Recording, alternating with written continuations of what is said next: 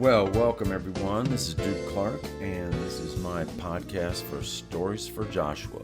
We are on day 15, Family Taking Care of Family. There is no handbook, there are no formal rules, but in the South, and some other places around our great country, family just takes care of family. The McIntyres were a big family.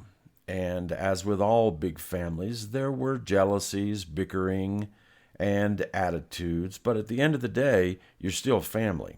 And no one outside the family had better mess with the family. When Debbie and I were young, we spent a lot of time with Daddy's family because that's what he wanted. I loved the Clark family, and they were always good to me, and I'll tell you more about them later. But during this time, we saw Mama's family only occasionally. After the divorce, it was the total opposite. The Thurston family consisted of my cousins Kay and Ken, Aunt Ellen, who was Mama's sister, and Uncle Kent, the one who took me dove hunting. Nana, my grandmama on my mama's side, lived in the same town of Whiteville. So, with Ken being about my age and Mama wanting to connect with her mama and family, we went to Whiteville a lot. I give you all this background to explain that my Uncle Kent started including me in things that he did with his son Ken, family taking care of family. One time they asked me if I wanted to go duck hunting with them, and of course I said absolutely yes. I knew a little more about ducks and geese than I did doves at the time, so it was all good. They picked me up in Greenville and said we were going to go to Lake Mattamuskeet. Now, Lake Mattamuskeet is the largest natural lake in North Carolina. It's pretty shallow. It's a coastal lake at only a couple of feet deep at most places, but it stretches 18 miles long and 7 miles wide, and lies on the Albemarle Pamlico Peninsula, and it is a haven for waterfowl. This was a real treat for me because I'd never done anything like this. They picked me up and we headed out to what ended up being a duck hunting guide operation. They fixed our meals, they gave us cabins right on the lake to sleep in, they cleaned our birds when we got back, they sent a guide and his dog with us out to the duck blind and stayed with us all day. It was a first-class operation all the way, and I was along for the ride. On the way down to the lake, Uncle Kent stopped at a gas station, but he didn't pull in to get gas, which I thought at the time was kind of strange. But then we went around back, and there was a little shack serving oysters. Now, picture this. You walk through the door, and there's only sawdust on a dirt floor.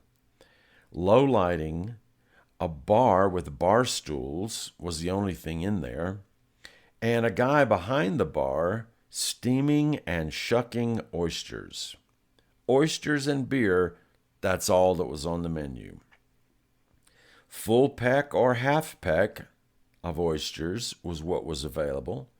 A peck can vary anywhere from 24 to 26 oysters, and they come in a big pail or a bucket. The guy behind the bar shucked them right in front of you.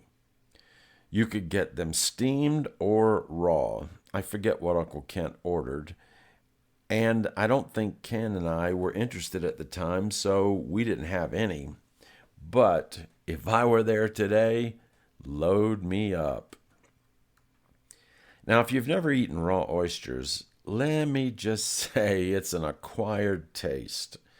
The color and texture can't really be described without being a bit gross, so sometimes people just swallow them whole. But steamed oysters, now that is something else. So good.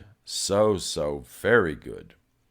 Kent finished his oysters, and we went on to the camp.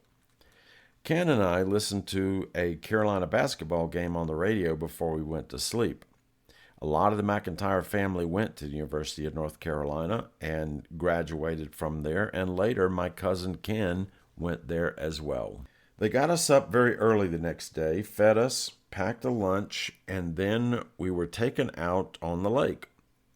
It's been well over 50 years since that day, and I can still see it in my mind.